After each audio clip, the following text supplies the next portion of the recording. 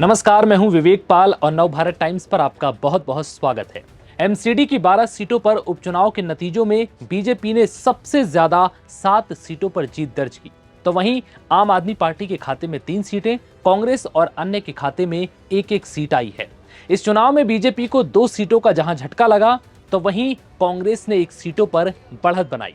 BJP का इन 12 में से 9 सीटों पर पहले दबदबा था, जो अब घटकर 7 रह गया, जबकि ऑल इंडिया फॉरवर्ड ब्लॉक को जो 1 सीट मिली है, वहां पहले आप का कब्जा था।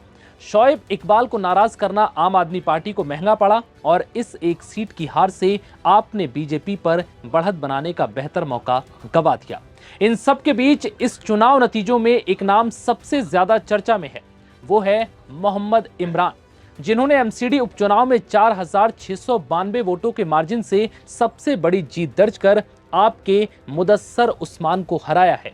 दरअसल इस चुनाव में मुस्लिम बहुल सीट चांदनी महल पर हर किसी की निगाहें टिकी हुई थी और शोएब इकबाल के कैंडिडेट मोहम्मद इमरान की जीत से यह साबित हो गया कि शोएब इकबाल का सियासी वर्चस्व बना हुआ है, क्योंकि दिल्ली में सरकारें आईं और चली गईं, पर शोएब इकबाल की सियासत जस की तस बनी हुई है।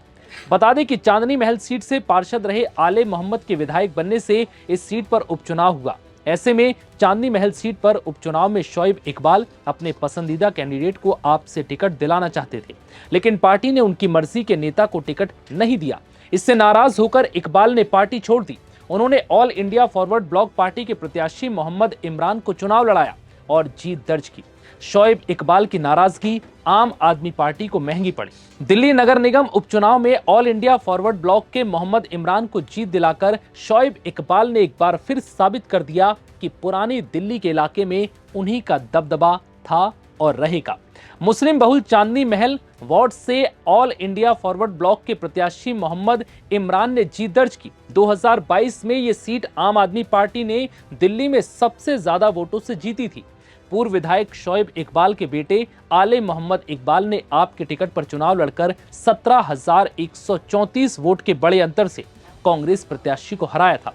आले मोहम्मद इकबाल को 19,119 वोट मिले थे और कांग्रेस प्रत्याशी को मात्र 2,065 वोट मिले थे। इस तरह 2022 में दिल्ली की ये सबसे बड़ी जीत रही थी और 3 साल बाद फिर चांदनी महल की सीट पर सबसे बड़ी ये जीत दर्ज की गई।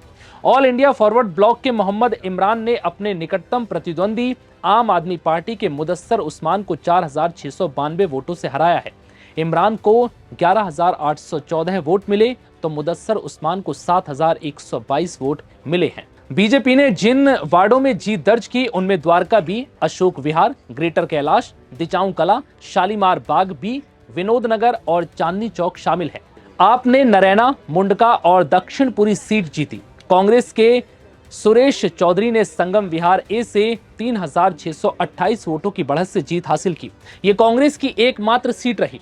वहीं चांदनी महल से एआईएफबी के मोहम्मद इमरान बड़ी जीत बनाने में कामयाब रहे। फिलहाल इस वीडियो में इतना ही। इजाजत दीजिए। नमस्कार।